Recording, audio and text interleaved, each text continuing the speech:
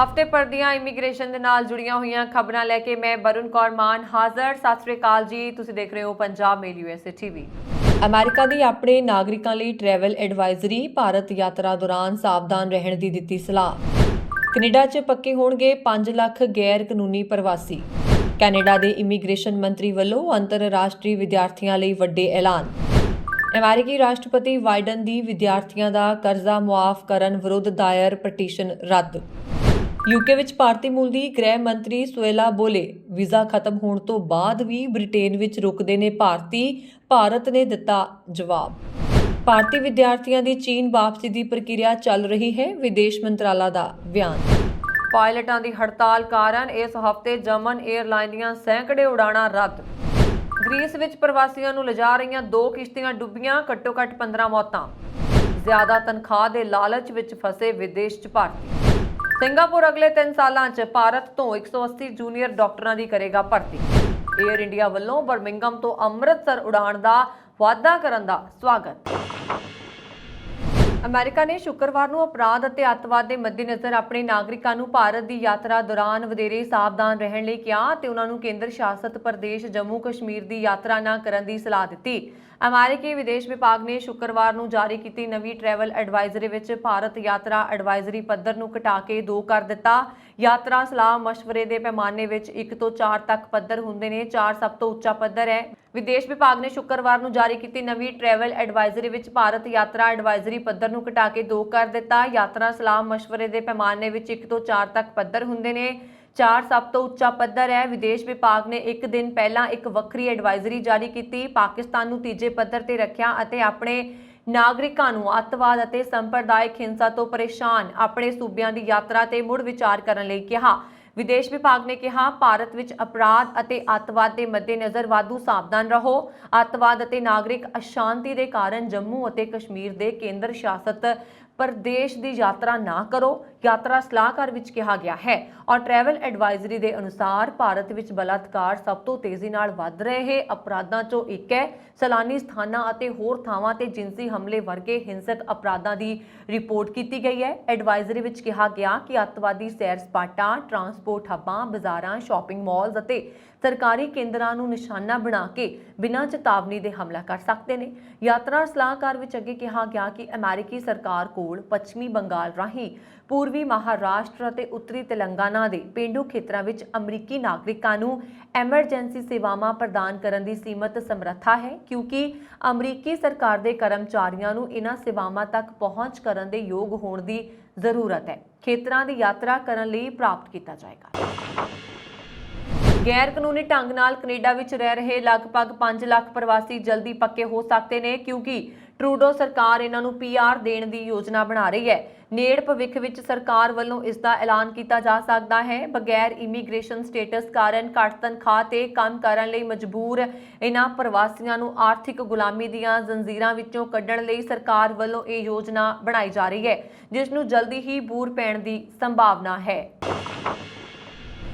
Canada ਦੇ immigration ਮੰਤਰੀ scene Fraser ਨੇ ਸ਼ੁੱਕਰਵਾਰ ਅਕਤੂਬਰ 7 ਨੂੰ ਐਲਾਨ ਕੀਤਾ ਹੈ ਕਿ 15 ਨਵੰਬਰ ਤੋਂ ਸ਼ੁਰੂ ਹੋ ਰਹੇ ਕੈਨੇਡਾ 'ਚ ਅੰਤਰਰਾਸ਼ਟਰੀ ਵਿਦਿਆਰਥੀ 2023 ਦੇ ਅੰਤ ਤੱਕ 20 ਘੰਟੇ ਤੋਂ ਵੱਧ ਕੰਮ ਕਰ ਸਕਦੇ ਨੇ। ਇਸ ਤੋਂ ਇਲਾਵਾ ਅੰਤਰਰਾਸ਼ਟਰੀ ਵਿਦਿਆਰਥੀ ਮਿਆਦ ਪੁੱਗਣ ਵਾਲੇ ਅਧਿਐਨ ਪਰਮਿਟਾਂ ਨੂੰ ਆਨਲਾਈਨ ਰੀਨਿਊ ਕਰ ਸਕਦੇ ਨੇ। ਲਿਬਰਲ ਸਰਕਾਰ ਕੈਨੇਡਾ ਦੀ ਲੇਬਰ ਦੀ ਘਾਟ ਨੂੰ ਪੂਰਾ ਕਰਨ ਦੇ ਯਤਨ ਵਿੱਚ ਅੰਤਰਰਾਸ਼ਟਰੀ ਵਿਦਿਆਰਥੀਆਂ ਨੂੰ ਹਰ ਹਫ਼ਤੇ ਕੈਂਪਸ ਤੋਂ ਬਾਹਰ ਕੰਮ ਕਰਨ ਦੀ ਆਗਿਆ ਦੇਣ ਵਾਲੇ ਘੰਟਿਆਂ ਦੀ ਸੀਮਾ ਨੂੰ ਹਟਾ ਰਹੀ ਹੈ। ਇਮੀਗ੍ਰੇਸ਼ਨ ਮੰਤਰੀ ਫਰੇਜ਼ਰ ਨੇ ਕਿਹਾ ਹੈ ਕਿ ਇਹ ਇੱਕ ਪਾਇਲਟ ਪ੍ਰੋਜੈਕਟ ਹੈ ਜੋ 15 ਨਵੰਬਰ 2020 ਤੋਂ 31 ਦਸੰਬਰ 2023 ਤੱਕ ਚੱਲੇਗਾ, ਜਿਸ ਰਾਹੀਂ ਕੈਨੇਡਾ ਵਿੱਚ ਲੇਬਰ ਦੀ ਆ ਰਹੀ ਸਮੱਸਿਆ ਨੂੰ ਕਿਸੇ ਹੱਦ ਤੱਕ ਪੂਰਾ ਕੀਤਾ ਜਾਏਗਾ। ਕੈਨੇਡਾ ਵਿੱਚ ਅੰਤਰਰਾਸ਼ਟਰੀ ਵਿਦਿਆਰਥੀ ਜੋ ਪਹਿਲਾਂ ਆਪਣੇ ਅਧਿਐਨ ਪਰਮਿਟਾਂ ਦੀਆਂ ਸ਼ਰਤਾਂ ਦੇ ਤਹਿਤ ਕੈਂਪਸ ਤੋਂ ਬਾਹਰ ਕੰਮ ਕਰਨ ਲਈ ਅਧਿਕਾਰਤ ਨੇ, ਉਹ ਪੜ੍ਹਾਈ ਤੋਂ ਬਾਅਦ 20 ਘੰਟੇ ਕੰਮ ਕਰ ਸਕਦੇ ਨੇ, ਪਰ ਹੁਣ ਉਹ ਆਪਣੀ ਮਰਜ਼ੀ ਮੁਤਾਬਕ ਕੰਮ ਕਰ ਸਕਦੇ ਨੇ। ਫਰੇਜ਼ਰ ਦਾ ਅਨੁਮਾਨ ਹੈ ਕਿ ਲਗਭਗ 5 ਲੱਖ ਵਿਦਿਆਰਥੀ ਇਸ ਖੁੱਲ੍ਹ ਤੋਂ ਲਾਭ ਲੈ ਸਕਣਗੇ। Advocacy group migrant workers alliance for change ਨੇ ਸ਼ੁੱਕਰਵਾਰ ਸ਼ੁੱਕਰਵਾਰ ਨੂੰ ਇੱਕ ਪ੍ਰੈਸ ਰਿਲੀਜ਼ ਵਿੱਚ ਕਿਹਾ ਕਿ ਉਹ ਅੰਤਰਰਾਸ਼ਟਰੀ ਵਿਦਿਆਰਥੀ ਜੋਬਨਦੀਪ ਸਿੰਘ ਸੰਧੂ ਨੂੰ 2019 ਵਿੱਚ ਗ੍ਰਿਫਤਾਰ ਕੀਤੇ ਜਾਣ ਤੋਂ ਬਾਅਦ ਤੋਂ 20 ਘੰਟੇ ਦੀ ਕੰਮ ਸੀਮਾ ਦੇ ਵਿਰੁੱਧ ਸੰਗਠਿਤ ਕਰ ਰਿਹਾ ਹੈ ਅਤੇ ਅੰਤ ਵਿੱਚ ਸਕੂਲ ਦੇ ਬਾਹਰ ਬਹੁਤ ਜ਼ਿਆਦਾ ਘੰਟੇ ਕੰਮ ਕਰਨ ਲਈ ਡਿਪੋਰਟ ਕੀਤਾ ਗਿਆ ਸੀ। Canadian alliance of student associations ਦੇ ਬੋਰਡ ਆਫ ਡਾਇਰੈਕਟਰਸ ਦੇ ਚੇਅਰਮੈਨ ਕ੍ਰਿਸਚੀਅਨ ਫੋਰਟੈਂਗ ਨੇ ਦੱਸਿਆ ਕਿ ਇਹ ਤਬਦੀਲੀ ਇੱਕ ਸਵਾਗਤਯੋਗ ਪਹਿਲਾ ਕਦਮ ਹੈ। ਕਰਿਆਨੇ ਦਾ ਸਮਾਨ ਵੱਧ ਰਿਹਾ, ਪਾਠ ਪੁਸਤਕਾਂ ਦੇ ਖਰਚੇ ਵੱਧ ਰਹੇ ਅਤੇ ਖਾਸ ਕਰਕੇ ਅੰਤਰਰਾਸ਼ਟਰੀ ਵਿਦਿਆਰਥੀਆਂ ਲਈ ਉਹਨਾਂ ਦੀ ਟਿਊਸ਼ਨ ਉਹਨਾਂ ਦੇ ਘਰੇਲੂ ਹਮਰੁਤਬਾ ਨਾਲੋਂ ਵੱਧ ਰਹੀ ਹੈ। ਫੋਰਟੈਂਗ ਨੇ ਕਿਹਾ ਹੁਣ ਕੈਨੇਡਾ ਸਰਕਾਰ ਵੱਲੋਂ ਦਿੱਤੀ ਜਾ ਰਹੀ ਢਿੱਲ ਨਾਲ ਇਹ ਵਿਦਿਆਰਥੀ ਆਪਣੇ ਖਰਚੇ ਖੁਦ ਚੁੱਕ ਸਕਦੇ ਨੇ। ਇਹੀ ਨਹੀਂ ਬਲਕਿ ਉਹਨਾਂ ਨੂੰ ਕੰਮ ਦਾ ਵਧੇਰੇ ਤਜਰਬਾ ਹਾਸਲ ਕਰਨ ਦਾ ਮੌਕਾ ਵੀ ਪ੍ਰਦਾਨ ਕਰੇਗਾ। ਪ੍ਰਧਾਨ ਮੰਤਰੀ ਜਸਟਿਨ ਟਰੂਡੋ ਦੁਆਰਾ ਪਿਛਲੇ ਸਾਲ ਦੇ ਅਖੀਰ ਵਿੱਚ ਫਰੇਜ਼ਰ ਨੂੰ ਭੇਜੇ ਗਏ ਆਦੇਸ਼ ਪੱਤਰ ਵਿੱਚ ਟਰੂਡੋ ਨੇ ਮੰਤਰੀਆਂ ਨੂੰ ਕੈਨੇਡੀਅਨ ਭਾਈਚਾਰਿਆਂ ਵਿੱਚ ਯੋਗਦਾਨ ਪਾਉਣ ਵਾਲੇ ਗੈਰ ਦਸਤਾਵੇਜ਼ਸ਼ੁਦਾ ਕਾਮਿਆਂ ਲਈ ਸਥਿਤੀ ਨੂੰ ਨਿਯਮਿਤ ਕਰਨ ਦੇ ਤਰੀਕਿਆਂ ਦੀ ਹੋਰ ਖੋਜ ਕਰਨ ਲਈ ਮੌਜੂਦਾ ਪਾਇਲਟ ਪ੍ਰੋਗਰਾਮਸ ਨੂੰ ਬਣਾਉਣ ਲਈ ਕਿਹਾ ਸੀ। ਇਹ ਪ੍ਰੋਗਰਾਮ ਉਸੇ ਖੋਜ ਦਾ ਇੱਕ ਹਿੱਸਾ ਨੇ। ਫਰੇਜ਼ਰ ਨੇ ਸਟੱਡੀ ਪਰਮਿਟ ਐਕਸਟੈਂਸ਼ਨ ਦੀ ਮੰਗ ਕਰਨ ਵਾਲੇ ਵਿਦਿਆਰਥੀਆਂ ਲਈ ਇੱਕ ਆਟੋਮੈਟਿਕ ਪ੍ਰਵਾਨਗੀ ਪ੍ਰਕਿਰਿਆ ਦੀ ਸ਼ੁਰੂਆਤ ਦਾ ਵੀ ਐਲਾਨ ਕੀਤਾ ਹੈ। ਕੋਈ ਵੀ ਅਰਜ਼ੀਆਂ ਜੋ ਸਵੀਕਾਰ ਕੀਤੀਆਂ ਜਾਂਦੀਆਂ ਨੇ ਦੀ ਮਨੁੱਖੀ ਏਜੰਟ ਦੁਆਰਾ ਸਮੀਖਿਆ ਕੀਤੀ ਜਾਏਗੀ ਤੇ ਉਹਨਾਂ ਦੀਆਂ ਫਾਈਲਾਂ ਜੇਕਰ ਸਹੀ ਨੇ ਤਾਂ ਸਭ ਪੇਪਰ ਕੈਨੇਡੀਅਨ ਇਮੀਗ੍ਰੇਸ਼ਨ ਪਾਲਿਸੀ ਤੇ ਪੂਰੇ ਖਰੇ ਉਤਰਦੇ ਨੇ ਤਾਂ ਉਹਨਾਂ ਨੂੰ ਪਰਮਿਟ ਜਾਰੀ ਕੀਤੇ ਜਾਣਗੇ। ਇੱਕ ਫੈਡਰਲ ਡਿਸਟ੍ਰਿਕਟ ਜੱਜ ਨੇ ਇੱਕ ਕੰਜ਼ਰਵੇਟਿਵ ਗਰੁੱਪ ਵੱਲੋਂ ਰਾਸ਼ਟਰਪਤੀ ਜੋ ਬਾਈਡਨ ਦੀ ਵਿਦਿਆਰਥੀਆਂ ਦਾ ਕਰਜ਼ਾ ਮੁਆਫ ਕਰਨ ਦੀ ਯੋਜਨਾ ਵਿਰੁੱਧ ਦਾਇਰ ਪਟੀਸ਼ਨ ਰੱਦ ਕਰ ਦਿੱਤੀ। The Wisconsin institute for law and liberty ਨੇ ਪਟੀਸ਼ਨ ਦਾਇਰ ਕਰਕੇ ਰਾਸ਼ਟਰਪਤੀ ਬਾਈਡਨ ਤੇ ਯੂਐਸ ਸਿੱਖਿਆ ਵਿਭਾਗ ਦੇ ਅਧਿਕਾਰੀਆਂ ਦੇ ਕਰਜ਼ਾ ਮੁਆਫ ਕਰਨ ਦੇ ਫੈਸਲੇ ਨੂੰ ਚੁਣੌਤੀ ਦਿੰਦਿਆਂ ਦਲੀਲ ਦਿੱਤੀ ਸੀ ਕਿ ਵਿਦਿਆਰਥੀਆਂ ਦੇ $20,000 ਤੱਕ ਦਾ ਕਰਜ਼ਾ ਮੁਆਫ ਕਰਨ ਦੀ ਯੋਜਨਾ ਰਾਹੀਂ ਲੱਖਾਂ ਕਰੋੜਾਂ ਹੋਰ ਕਰਜ਼ਦਾਰਾਂ ਨਾਲ ਧੋਖਾ ਕੀਤਾ ਗਿਆ ਹੈ। ਇਸ ਪਟੀਸ਼ਨ ਨੇ ਕੌਮੀ ਪੱਧਰ ਉੱਪਰ ਲੋਕਾਂ ਦਾ ਧਿਆਨ ਖਿੱਚਿਆ ਸੀ, ਜਿਸ ਪਟੀਸ਼ਨ ਵਿੱਚ ਕਰਜ਼ਾ ਮੁਆਫੀ ਯੋਜਨਾ ਰਾਹੀਂ ਨਸਲੀ ਮੁੱਦੇ ਨੂੰ ਵਰਤਣ ਦੀ ਗੱਲ ਵੀ ਕਹੀ ਗਈ ਸੀ। ਵਾਈਟ ਹਾਊਸ ਨੇ ਕਿਹਾ ਸੀ ਕਿ ਕਰਜ਼ਾ ਮੁਆਫੀ ਯੋਜਨਾ ਨਸਲੀ ਧਨ ਦੌਲਤ ਪਾੜਾ ਘਟਾਵੇਗੀ ਤੇ ਨਸਲੀ ਸਮਾਨਤਾ ਪੈਦਾ ਹੋਏਗੀ। ਪਟੀਸ਼ਨ ਕਰਤਾ ਨੇ ਇਸ ਵਿਰੁੱਧ ਦਲੀਲ ਦਿੱਤੀ ਕਿ ਇਸ ਯੋਜਨਾ ਰਾਹੀਂ ਹਰ ਇੱਕ ਲਈ ਬਰਾਬਰ ਸੰਵਿਧਾਨਕ ਸੁਰੱਖਿਆ ਗਰੰਟੀ ਦੀ ਉਲੰਘਣਾ ਕੀਤੀ ਗਈ ਹੈ। ਪਟੀਸ਼ਨਨ ਕਰਤਾਵਾਂ ਨੇ ਜੱਜ ਦੇ ਫੈਸਲੇ ਨੂੰ ਚੁਣੌਤੀ ਦੇਣ ਦਾ ਫੈਸਲਾ ਕੀਤਾ। ਵਿਦੇਸ਼ ਮੰਤਰਾਲਾ ਨੇ ਸ਼ੁੱਕਰਵਾਰ ਨੂੰ ਕਿਹਾ ਕਿ ਭਾਰਤੀ ਵਿਦਿਆਰਥੀਆਂ ਦੀ ਚੀਨ ਵਾਪਸੀ ਦੀ ਪ੍ਰਕਿਰਿਆ ਚੱਲ ਰਹੀ ਹੈ। ਕੋਰੋਨਾ ਨਾਲ ਸੰਬੰਧਿਤ ਪਾਬੰਦੀਆਂ ਕਾਰਨ 2 ਸਾਲ ਤੋਂ ਵੀ ਵੱਧ ਸਮੇਂ ਤੋਂ ਹਜ਼ਾਰਾਂ ਭਾਰਤੀ ਵਿਦਿਆਰਥੀ ਚੀਨ ਵਾਪਸੀ ਵਿੱਚ ਅਸਮਰੱਥ ਰਹੇ ਨੇ। ਭਾਰਤ ਲਗਾਤਾਰ ਚੀਨ ਤੇ ਦਬਾਅ ਬਣਾ ਰਿਹਾ ਸੀ ਕਿ ਇਹ ਸਾਰੇ ਵਿਦਿਆਰਥੀ ਵਾਪਸ ਪਰਤ ਸਕਣ ਅਤੇ ਆਪਣੀ ਪੜ੍ਹਾਈ ਪੂਰੀ ਕਰ ਸਕਣ। ਵਿਦੇਸ਼ ਮੰਤਰਾਲਾ ਦੇ ਬੁਲਾਰੇ ਅਰਿੰਦਮ ਬਗਾਚੀ ਨੇ ਕਿਹਾ ਕਿ ਭਾਰਤੀ ਵਿਦਿਆਰਥੀਆਂ ਦੀ ਚੀਨ ਵਾਪਸੀ ਦੀ ਪ੍ਰਕਿਰਿਆ ਸ਼ੁਰੂ ਹੋ ਗਈ ਹੈ। ਉਹਨਾਂ ਨੇ ਦੱਸਿਆ ਕਿ ਸੂਚਨਾ ਅਨੁਸਾਰ ਭਾਰਤੀ ਵਿਦਿਆਰਥੀਆਂ ਦੀ ਚੀਨ ਵਾਪਸੀ ਦੀ ਪ੍ਰਕਿਰਿਆ ਚੱਲ ਰਹੀ ਹੈ। ਉਹਨਾਂ ਨੇ ਕਿਹਾ ਬੀਜਿੰਗ ਵਿੱਚ ਸਥਿਤ ਸਾਡਾ ਦੂਤਘਰ ਚੀਨੀ ਪੱਖ ਤੇ ਲਗਾਤਾਰ ਦਬਾਅ ਬਣਾ ਰਿਹਾ ਤਾਂ ਜੋ ਉਹ ਭਾਰਤੀ ਵਿਦਿਆਰਥੀਆਂ ਦੀ ਚੀਨ ਵਾਪਸੀ ਦੀ ਪ੍ਰਕਿਰਿਆ ਨੂੰ ਜਲਦੀ ਪੂਰਾ ਕਰ ਸਕੇ। ਉਹਨਾਂ ਨੇ ਕਿਹਾ ਮੈਂ ਵਿਦਿਆਰਥੀਆਂ ਨੂੰ ਸਲਾਹ ਦੇਵਾਂਗਾ ਕਿ ਉਹ ਆਪਣੀਆਂ ਯੂਨੀਵਰਸਿਟੀਆਂ ਦੇ ਸੰਪਰਕ 'ਚ ਰਹਿਣ ਅਤੇ ਚੀਨ ਵਾਪਸੀ ਅਤੇ ਵੀਜ਼ਾ ਪ੍ਰਕਿਰਿਆ ਲਈ ਤਿਆਰ ਰਹਿਣ। ਮਾਈਗ੍ਰੇਸ਼ਨ ਐਂਡ ਮੋਬਿਲਿਟੀ ਪਾਰਟਨਰਸ਼ਿਪ ਤੇ ਭਾਰਤੀ ਮੂਲ ਦੀ ਬ੍ਰਿਟਿਸ਼ ਗ੍ਰਹਿ ਮੰਤਰੀ ਦੇ ਬਿਆਨ ਦਾ ਭਾਰਤ ਨੇ ਜਵਾਬ ਦੇ ਦਿੱਤਾ। ਭਾਰਤੀ ਹਾਈ ਕਮਿਸ਼ਨ ਦੀ ਤਰਫੋਂ ਇੱਕ ਬਿਆਨ ਜਾਰੀ ਕੀਤਾ ਗਿਆ ਜਿਸ ਵਿੱਚ ਕਿਹਾ ਗਿਆ ਕਿ ਭਾਰਤ ਸਰਕਾਰ ਯੂਕੇ ਨਾਲ ਕੰਮ ਕਰਨ ਲਈ ਵਚਨਬੱਧ ਹੈ ਅਤੇ ਵੀਜ਼ੇ ਦੀ ਮਿਆਦ ਤੋਂ ਵੱਧ ਸਮੇਂ ਤੋਂ ਬ੍ਰਿਟੇਨ ਵਿੱਚ ਰਹਿ ਰਹੇ ਆਪਣੀ ਨਾਗਰਿਕਾਂ ਨੂੰ ਵਾਪਸ ਭੇਜਣ ਵਿੱਚ ਮਦਦ ਕਰੇਗੀ। ਬ੍ਰਿਟੇਨ ਦੀ ਗ੍ਰਹਿ ਸਕੱਤਰ ਸੁਏਲਾ ਨੇ ਕਿਹਾ ਸੀ ਕਿ Bharat migration and mobility partnership ਵਿੱਚ ਚੰਗਾ ਕੰਮ ਨਹੀਂ ਕਰ ਰਿਹਾ ਅਤੇ ਕਿਹਾ ਸੀ ਕਿ ਉਹ ਬ੍ਰਿਟੇਨ ਵੱਲੋਂ ਉਠਾਏ ਗਏ ਸਾਰੇ ਮਾਮਲਿਆਂ ਤੇ ਕਾਰਵਾਈ ਕਰ ਰਿਹਾ। ਇਸ ਤੋਂ ਬਾਅਦ ਦਾ ਸਪੈਕਟਰ ਨੂੰ ਬ੍ਰੇਵਰਮੈਨ ਦੀ ਇੰਟਰਵਿਊ ਦੇ ਜਵਾਬ ਵਿੱਚ ਭਾਰਤੀ ਹਾਈ ਕਮਿਸ਼ਨ ਨੇ ਕਿਹਾ ਕਿ ਭਾਰਤ ਪਿਛਲੇ ਸਾਲ ਹਸਤਾਖਰ ਕੀਤੇ MMP ਦੇ ਤਹਿਤ ਬ੍ਰਿਟਿਸ਼ ਸਰਕਾਰ ਦੁਆਰਾ ਕੀਤੇ ਗਏ ਕੁਝ ਵਾਅਦਿਆਂ ਦੇ ਠੋਸ ਪ੍ਰਗਤੀ ਦੀ ਉਡੀਕ ਕਰ ਰਿਹਾ। ਇਸ ਇੰਟਰਵਿਊ ਵਿੱਚ ਬ੍ਰੈਵਰ ਨੇ ਕਿਹਾ ਸੀ ਕਿ ਸਭ ਤੋਂ ਜ਼ਿਆਦਾ ਭਾਰਤੀ ਵੀਜ਼ਾ ਦੀ ਮਿਆਦ ਖਤਮ ਹੋਣ ਤੋਂ ਬਾਅਦ ਵੀ ਬ੍ਰਿਟੇਨ 'ਚ ਰਹਿੰਦੇ ਨੇ। ਉਹਨਾਂ ਨੇ ਕਿਹਾ ਸੀ ਕਿ ਇਸ ਨਾਲ ਬ੍ਰਿਟੇਨ ਵਿੱਚ ਭਾਰਤੀਆਂ ਦੀ ਭੀੜ ਵੱਧ ਰਹੀ ਹੈ ਔਰ ਵੱਧ ਸਕਦੀ ਹੈ। ਭਾਰਤੀ ਹਾਈ ਕਮਿਸ਼ਨ ਦੁਆਰਾ ਜਾਰੀ ਇੱਕ ਬਿਆਨ ਵਿੱਚ ਕਿਹਾ ਗਿਆ MMA ਦੇ ਤਹਿਤ ਵਿਸਤ੍ਰਿਤ ਵਿਚਾਰ ਵਟਾਂਦਰੇ ਦੇ ਹਿੱਸੇ ਵਜੋਂ ਭਾਰਤ ਸਰਕਾਰ ਯੂਨਾਈਟਿਡ ਕਿੰਗਡਮ ਦੀ ਸਰਕਾਰ ਨਾਲ ਮਿਲ ਕੇ ਕੰਮ ਕਰਨ ਲਈ ਵਚਨਬੱਧ ਹੈ ਅਤੇ ਮਿਆਦ ਪੂਰੀ ਹੋਣ ਤੋਂ ਬਾਅਦ ਉੱਥੇ ਰਹਿ ਰਹੇ ਲੋਕਾਂ ਦੀ ਵਾਪਸੀ ਤੇ ਕੰਮ ਕਰਨ ਲਈ ਵਚਨਬੱਧ ਹੈ। ਜਰਮਨ 에ਅਰਲਾਈਨਸ ਕੰਪਨੀ ਜ਼ੂਰੋਵਿੰਗਜ਼ ਨੂੰ ਵੀਰਵਾਰ ਨੂੰ ਆਪਣੇ ਪਾਇਲਟਾਂ ਦੇ ਹੜਤਾਲ ਤੇ ਜਾਣ ਤੋਂ ਬਾਅਦ ਸੈਂਕੜੇ ਉਡਾਣਾਂ ਰੱਦ ਕਰਨੀਆਂ ਪਈਆਂ। ਲੁਫਥਾਂਸਾ ਦੀ ਸਹਾਇਕ ਕੰਪਨੀ ਜ਼ੂਰੋਵਿੰਗਜ਼ ਨੇ ਕਿਹਾ ਕਿ ਉਸ ਦੀਆਂ ਰੋਜ਼ਾਨਾ 500 ਉਡਾਣਾਂ ਵਿੱਚੋਂ ਅੱਧੀਆਂ ਦਾ ਸੰਚਾਲਨ ਰੁਕ ਜਾਏਗਾ, ਜਿਸ ਨਾਲ ਹਜ਼ਾਰਾਂ ਯਾਤਰੀ ਪ੍ਰਭਾਵਿਤ ਹੋਣਗੇ। ਕੰਪਨੀ ਦੇ ਅਨੁਸਾਰ ਪਾਇਲਟਾਂ ਦੀ ਹੜਤਾਲ ਨੇ ਨਾ ਕੇਵਲ ਜਰਮਨ ਹਵਾਈ ਅੱਡਿਆਂ ਤੇ ਸਗੋਂ ਸਟਾਕਹੋਮ, ਪ੍ਰਾਗ ਅਤੇ ਮੈਰੋਕਾ ਵਰਗੇ ਹੋਰ ਖੇਤਰਾਂ ਦੇ ਹਵਾਈ ਅੱਡਿਆਂ ਤੇ ਵੀ ਉਡਾਣ ਸੰਚਾਲਨ ਨੂੰ ਬੁਰੀ ਤਰ੍ਹਾਂ ਪ੍ਰਭਾਵਿਤ ਕੀਤਾ ਹੈ। ਪਾਇਲਟ ਯੂਨੀਅਨ ਵੇਰਨਗੰਗ ਕਾਕਪਿਟ ਨੇ ਕੰਮਕਾਜੀ ਹਾਲਾਤ ਸੁਧਾਰਨ ਦੇ ਮੁੱਦੇ ਤੇ ਪ੍ਰਬੰਧਨ ਨਾਲ ਗੱਲਬਾਤ ਰੁਕਣ ਤੋਂ ਬਾਅਦ ਹੜਤਾਲ ਦਾ ਐਲਾਨ ਕੀਤਾ। ਦਰਅਸਲ ਪਾਇਲਟ ਉਡਾਣ ਦੇ ਵੱਧ ਤੋਂ ਵੱਧ ਘੰਟਿਆਂ ਦੀ ਮੌਜੂਦਾ ਮਨਜ਼ੂਰ ਸੀਮਾ ਨੂੰ ਘਟਾਉਣ ਦੀ ਮੰਗ ਕਰ ਰਹੇ ਨੇ।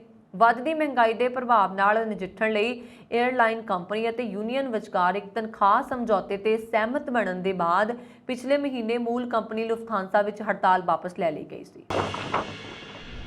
ਗ੍ਰੀਸ ਵਿੱਚ ਬੁੱਧਵਾਰ ਨੂੰ ਪ੍ਰਵਾਸੀਆਂ ਨੂੰ ਲੈ ਕੇ ਜਾ ਰਹੀਆਂ 2 ਕਿਸ਼ਤੀਆਂ ਦੇ ਡੁੱਬਣ ਕਾਰਨ ਘੱਟੋ-ਘੱਟ 15 ਲੋਕਾਂ ਦੀ ਮੌਤ ਹੋ ਗਈ ਅਤੇ ਕਈ ਹੋਰ ਲਾਪਤਾ ਹੋ ਗਏ।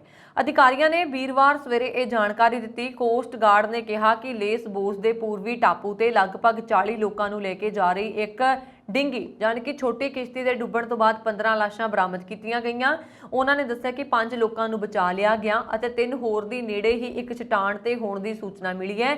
ਉੱਥੇ ਪੱਛਮ ਵਿੱਚ ਕਥਿਰਾ ਟਾਪੂ ਨੇੜੇ 100 ਪ੍ਰਵਾਸੀਆਂ ਨੂੰ ਲੈ ਕੇ ਜਾ ਰਹੀ ਇੱਕ ਕਿਸ਼ਤੀ ਬੁੱਧਵਾਰ ਦੇਰ ਰਾਤ ਚਟਾਨਾਂ ਨਾਲ ਟਕਰਾਉਣ ਤੋਂ ਬਾਅਦ ਡੁੱਬ ਗਈ। ਅਧਿਕਾਰੀਆਂ ਨੇ ਦੱਸਿਆ ਕਿ ਹੁਣ ਤੱਕ 30 ਲੋਕਾਂ ਨੂੰ ਬਚਾ ਲਿਆ ਗਿਆ ਸੀ ਜਦੋਂ ਤੱਕ ਖਬਰ ਛਪੀ ਸੀ ਅਤੇ ਖੋਜ ਅਤੇ ਬਚਾਅ ਕਾਰਜ ਉਦੋਂ ਜਾਰੀ ਸਨ। ਸੈਨਿਕ ਸੱਤਾ ਵਾਲੇ ਮਿਆਂਮਾਰ ਦੇ ਗੁਮਨਾਮ ਇਲਾਕਿਆਂ 'ਚ 500 ਤੋਂ ਜ਼ਿਆਦਾ ਭਾਰਤੀ IT ਪੇਸ਼ੇਵਰਾਂ ਨੂੰ ਬੰਦਕ ਬਣਾ ਕੇ ਦਿਨ ਰਾਤ ਕੰਮ ਕਰਵਾਇਆ ਜਾ ਰਿਹਾ। ਕੰਮ ਹੀ ਨਹੀਂ ਕਰਨ ਤੇ ਤਸੀਹੇ ਵੀ ਦਿੱਤੇ ਜਾ ਰਹੇ ਨੇ। ਭਾਰਤ ਸਰਕਾਰ ਨੇ ਅਲੱਗ-ਅਲੱਗ ਸਰੋਤਾਂ ਦੇ ਜ਼ਰੀਏ ਉਹਨਾਂ ਨੂੰ ਛਡਾਉਣ ਦੀਆਂ ਕੋਸ਼ਿਸ਼ਾਂ ਕੀਤੀਆਂ ਔਰ ਕਾਫੀ ਜਾਣਿਆਂ ਨੂੰ ਛਡਾ ਵੀ ਲਿਆ ਗਿਆ ਹੈ।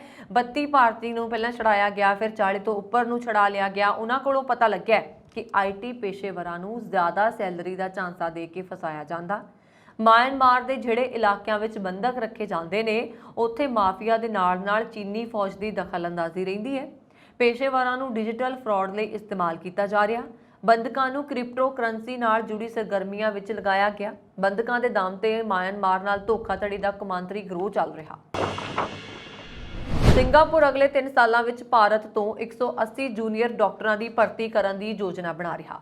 ਇਸ ਕਦਮ ਤੇ ਕਈ ਲੋਕਾਂ ਨੇ ਸਵਾਲ ਵੀ ਉਠਾਏ ਨੇ। ਇਹ ਜਾਣਕਾਰੀ ਮੀਡੀਆ ਦੀ ਇੱਕ ਖਬਰ 'ਚ ਦਿੱਤੀ ਗਈ ਹੈ।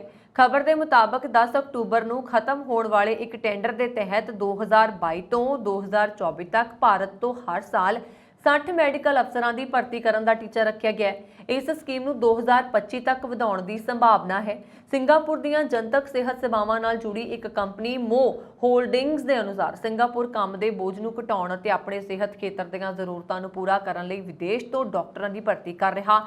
ਟੈਂਡਰ ਦੀ ਪੁਸ਼ਟੀ ਕਰਦਿਆਂ ਕੰਪਨੀ ਨੇ ਕਿਹਾ ਕਿ ਡਾਕਟਰਾਂ ਦੀ ਭਰਤੀ ਕੇਵਲ ਭਾਰਤ ਤੋਂ ਹੀ ਨਹੀਂ ਸਗੋਂ ਆਸਟ੍ਰੇਲੀਆ ਅਤੇ UK ਤੋਂ ਕੀਤੀ ਜਾ ਰਹੀ ਹੈ।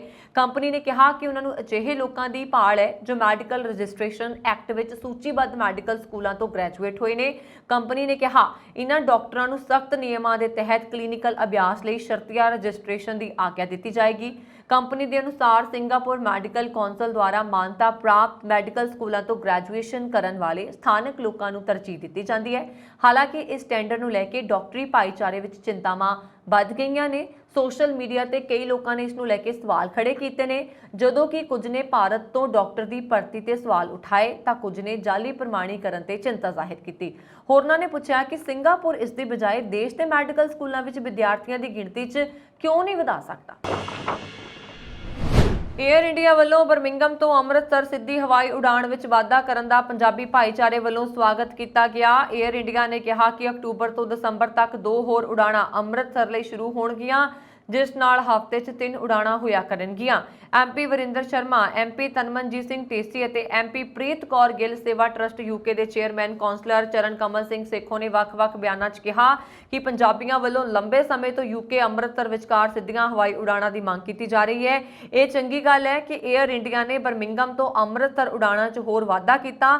ਇਸ ਦੇ ਨਾਲ ਹੀ ਉਹਨਾਂ ਨੇ ਲੰਡਨ ਤੋਂ ਅੰਮ੍ਰਿਤਸਰ ਸਿੱਧੀ ਉਡਾਣ ਦੀ ਜਲਦੀ ਸ਼ੁਰੂ ਕਰਨ ਦੀ ਮੰਗ ਨੂੰ ਮੁੜ ਜ਼ੋਰ ਫੜ ਲਿਆ ਔਰ ਉਕਤ ਆਗੂਆਂ ਨੇ ਕਿਹਾ ਕਿ ਭਾਵੇਂ ਏਅਰ ਇੰਡੀਆ ਨੇ ਲੰਡਨ ਤੋਂ ਦਿੱਲੀ ਦਰਮਿਆਨ ਉਡਾਣਾਂ 'ਚ ਵਾਧਾ ਕੀਤਾ ਹੈ, ਪਰ ਯੂਕੇ 'ਚ ਵੱਡੀ ਗਿਣਤੀ 'ਚ ਪੰਜਾਬੀ ਲੰਡਨ ਅਤੇ ਆਸ-ਪਾਸ ਸਾਊਥ ਹਾਲ, ਹੰਸੋਲ, ਹੀਲਜ਼ ਆਦਿ ਇਲਾਕਿਆਂ 'ਚ ਵਸਦੇ ਨੇ, ਜਦਕਿ ਗ੍ਰੈਵਜ਼ੈਂਡ, ਡਾਰਟਫੋਰਡ, ਸਟਾਰੂਡ ਕੈਂਟ ਦੇ ਇਲਾਕੇ 'ਚ ਵਸਣ ਵਾਲੇ ਪੰਜਾਬੀਆਂ ਲਈ ਵੀ ਲੰਡਨ ਦਾ ਹੀਥਰੋ ਹਵਾਈ ਅੱਡਾ ਹੀ ਕੇਂਦਰ 'ਚ ਹੈ, ਜਿਸ ਲਈ 에ਅਰ ਇੰਡੀਆ ਨੂੰ ਲੰਡਨ ਤੋਂ ਅੰਮ੍ਰਿਤਸਰ ਸਿੱਧੀ ਉਡਾਣ ਦਾ ਪ੍ਰਬੰਧ ਕਰਨਾ ਚਾਹੀਦਾ।